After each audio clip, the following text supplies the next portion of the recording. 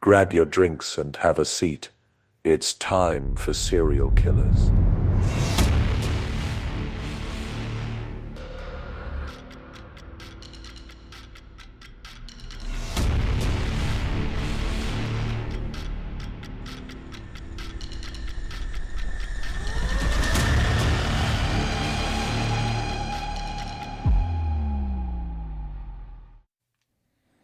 Well, hello. Hello, It's going to be different. I'm Jay, I'm Raw.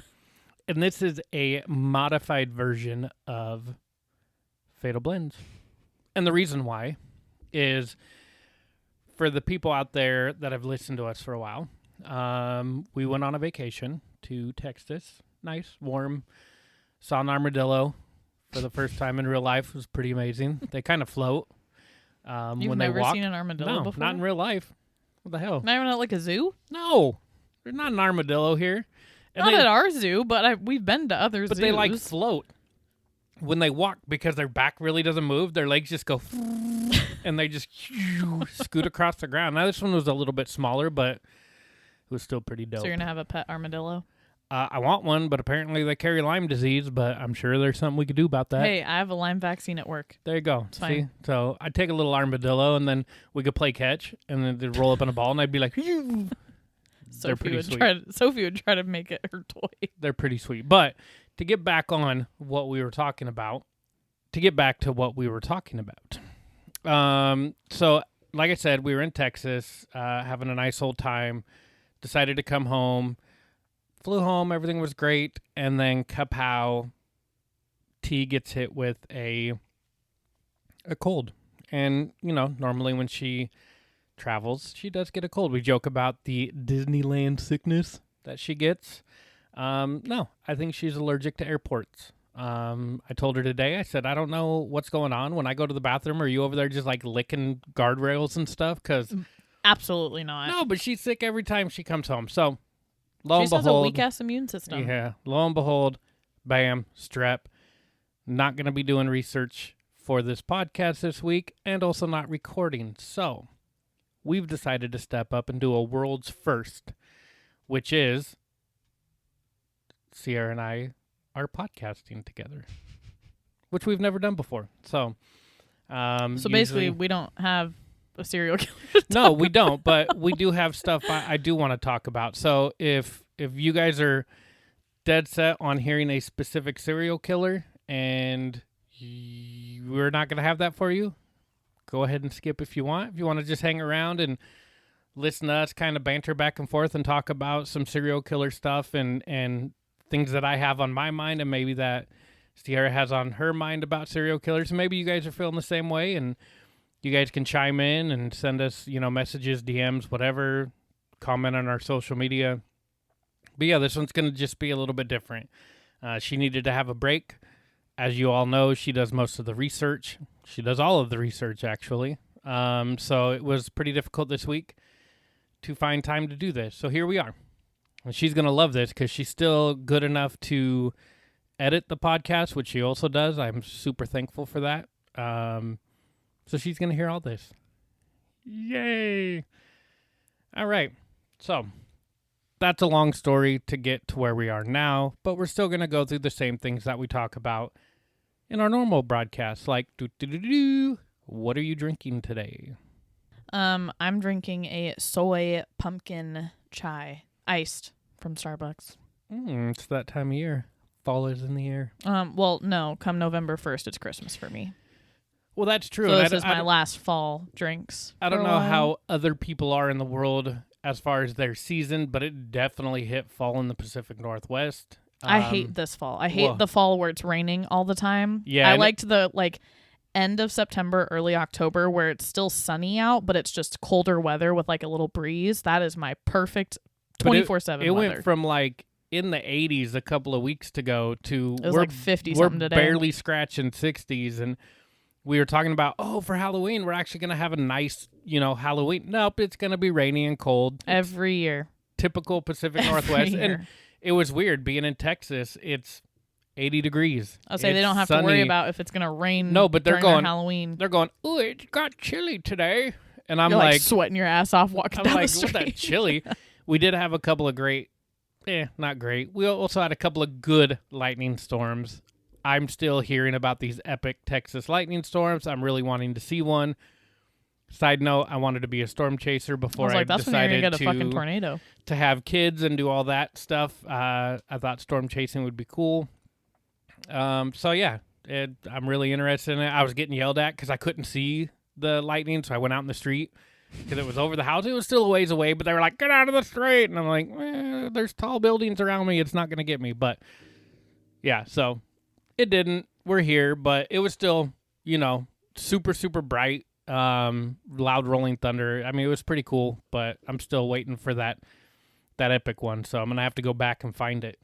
All right. With fall being said, I am just drinking our Nespresso coffee, caramel flavor, with my Chobani creamer, which is amazing. And yes, I'll most likely have some iced tea later. Shout out to Milo's.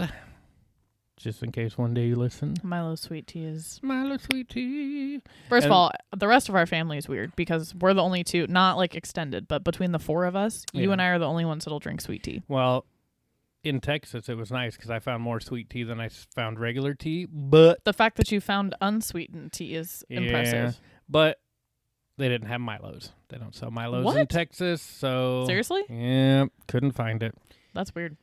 So now that we've talked about what we're drinking, I want to get into a little bit of the serial killer aspect. So we've done quite a few episodes so far. Some crazy, some not so crazy, some just off the wall, and some, needless to say, probably a little bit on the boring side. But the one thing that I can say about all of this stuff we've done so far is when T sits down and we talk about the serial killer and she given me the info for the first time and I'm hearing about it, it's pretty crazy what these individuals do and how long they get away with it, right? I think it's harder for serial killers to be around nowadays. Do I think there's still serial killers out there? Absolutely. I think we have one. Yeah. I mean, well, personally, it kind of died off. Are you talking about the one where they were finding all the bodies in the river? Mm-hmm. Yeah, they haven't really talked about that. I know. Well, because everybody kept saying, "Oh yeah, we have a serial killer. We have a serial killer," and then the city was saying, "No, it's just no, the season. Yeah, this is normal. It's just bodies normally come up." Really, because in the 25 years that I've been alive, this is the first time that I've heard of this. Yeah, not to that, especially extent. to this extent. Yeah, with how many bodies there are. Yeah, and we weren't the only ones. There was over in the northeastern part of the U.S. They were having the same thing where bodies were showing up in rivers. So could be the same guy.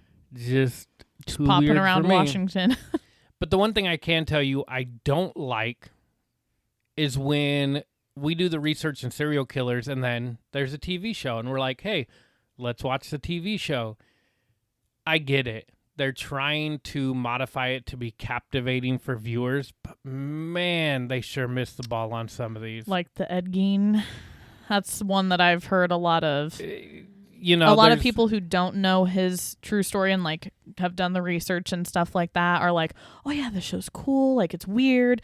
It's crazy that this person did this. But for the people that have done the actual research or a lot of like true crime junkies, I've heard a lot of people that are like, no, that like half the shit in there is not fucking real or is not true. Well, and I haven't watched it yet. I'm shocked you haven't because it's your favorite actor. Well, we want one of. We want to.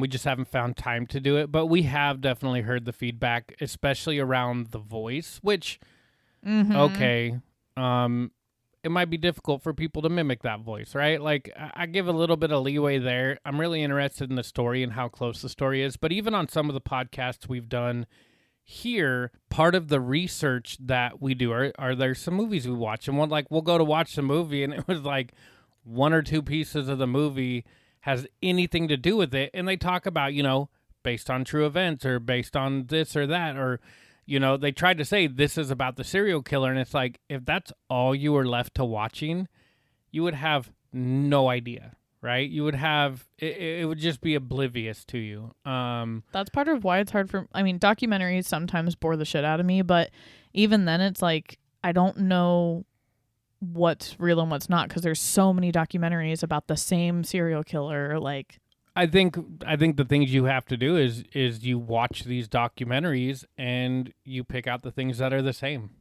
right? And then go, okay, that must be true.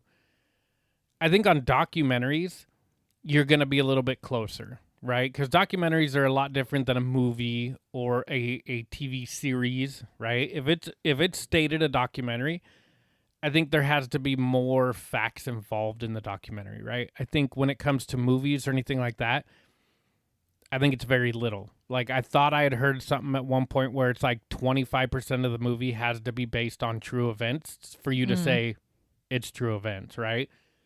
What are those 25%? Yeah, we talked about his shoe size. It happens to be the same. One of the serial killers we talked about was actually the kind of the muse, you would say, for like Texas Chainsaw Massacre. But what that person did and what the Texas Chainsaw Massacre movies are, they weren't the same, right? They were different. They were twisted. They were turned. So that's one of my bigger pet peeves is when you have these shows and movies come out and they're not even close to the real thing. And I think before I never really cared. I was just like, whatever. But now that we do this, I'm like, okay, let's get your facts a little bit straight. And that's why podcasts are amazing, I think, because when you go into the podcast, people are doing real research, right? And you're getting more of that true story. And it's almost like listening to book on tape, right? Because when you're listening to these stories and this information, you're picturing in your mind your own thing. And I think, to me, I like that better than watching a movie, even though I'm a movie buff. So, yeah. So yeah, as we've discussed, do you have any serial killers that we've spoken about on our podcast that come to mind for you? Because I can tell you one that your brother, or my son, that he brings up all the time, which is the pig farmer. With your brother and the pig farmer, he always brings that one up because of how the guy gotten rid of the bodies, was letting the pigs eat it, and that's where they found all the DNA and stuff like that. What I find interesting is as we've done this, since we've done over, a year worth of episodes, is how many of them are similar, right? And how many of them were around the same time, right? Like you talk about California. At any point, I think California had like 5 or 6 serial killers at the same time in the state of California. Serial killing. Like, to me, yes, there's a mental health crisis involved in that, but it's like, what was happening to make that happen?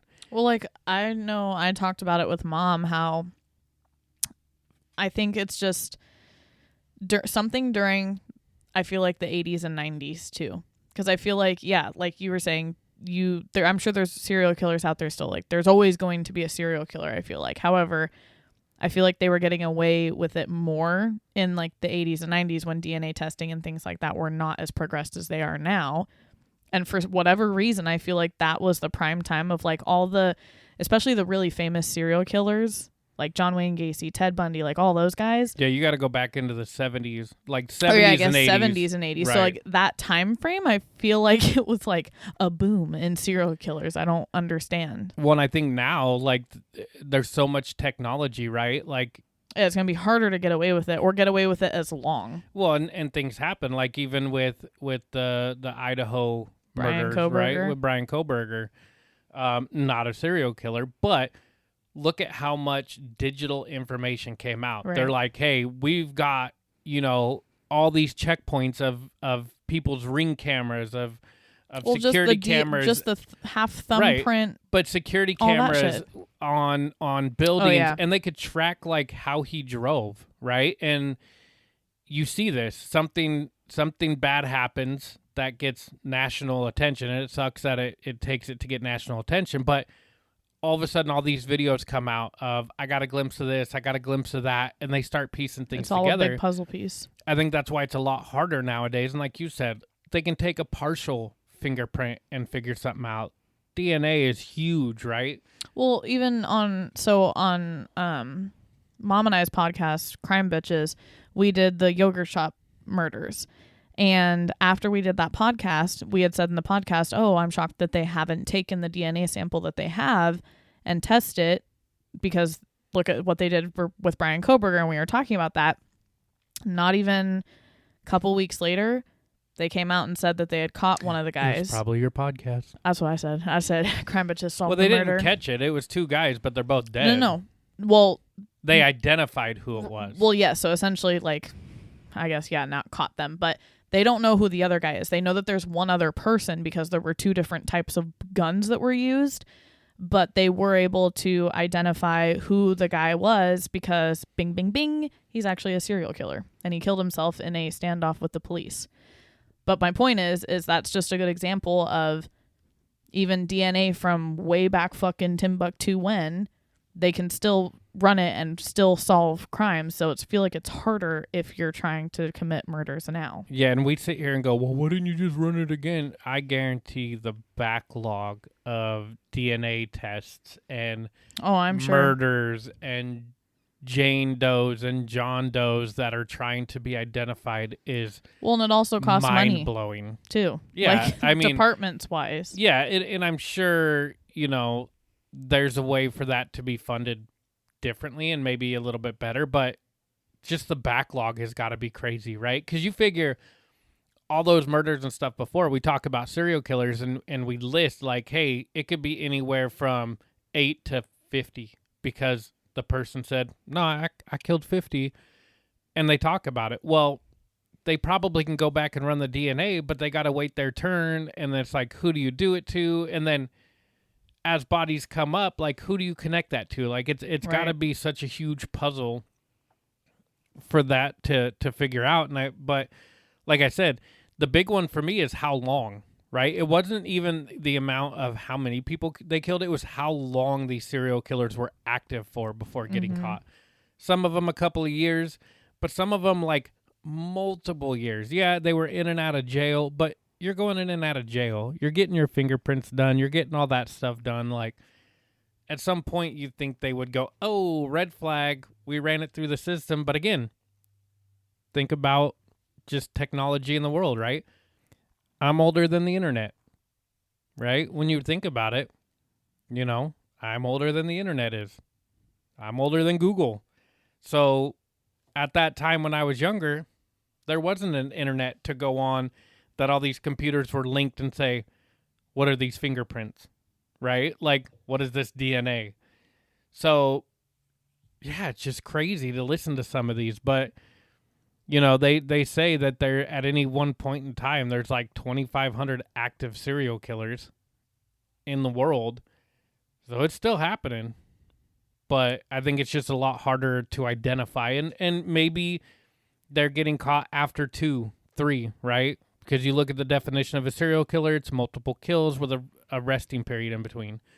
So you're not getting those 8, 9, 10, 20, 30, 40 mass murders. Mass serial killings. It's a couple. And I think people aren't identifying those as serial killers. It's just somebody who killed 3 people. Right. Or, And now the big thing is it's not so much serial killing, it's mass casualty events. Mm-hmm. That's the big thing now. It's like, how can I go in and make the most in the shortest amount of time? See, I think for me, one of the most interesting thing about serial killers, because it was actually something that I had thought about doing as a career profession type thing, is how their brain works.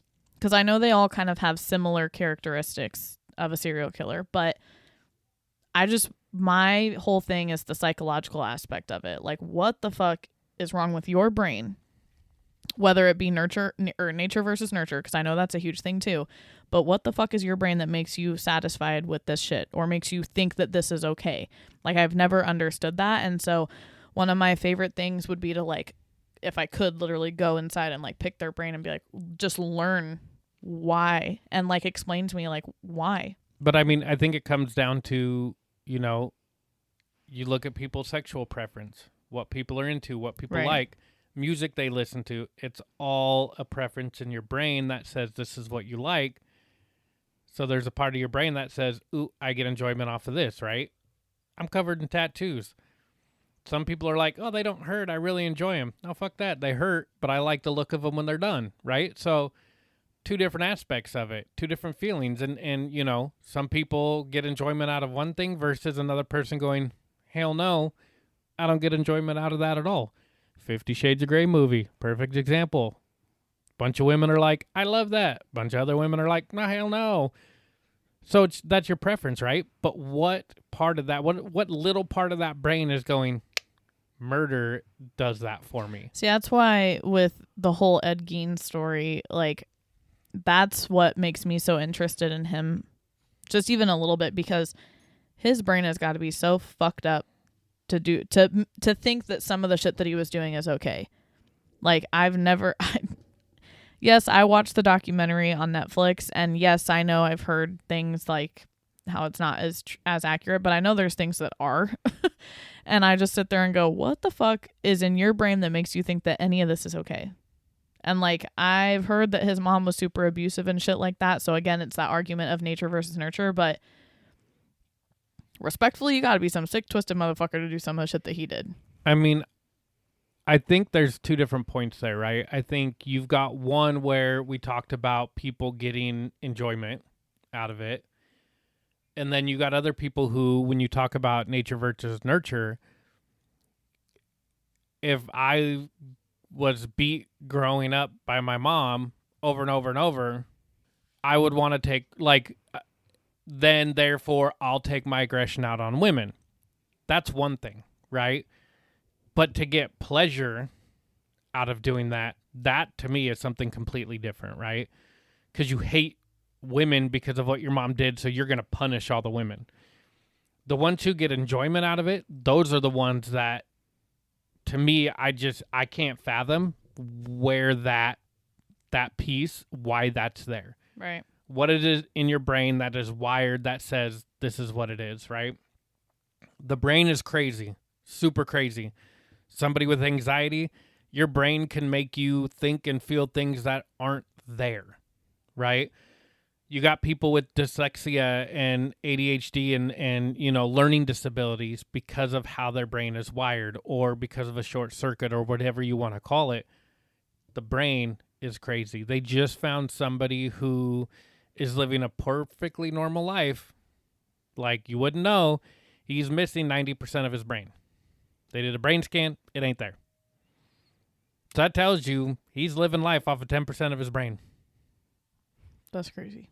And they talk about all the time that we don't use the full potential of what our brain is capable of. So it's weird. The brain is crazy. So, you know, I think that's where that learning, the people who are interested in that, like, you know, your mom and you, and they want to know why. I mean, I think part of it is we'll never know because the brain's crazy. But yeah, I think that's the weirdest part of this whole thing. This whole serial killer thing is just like, why do people do that?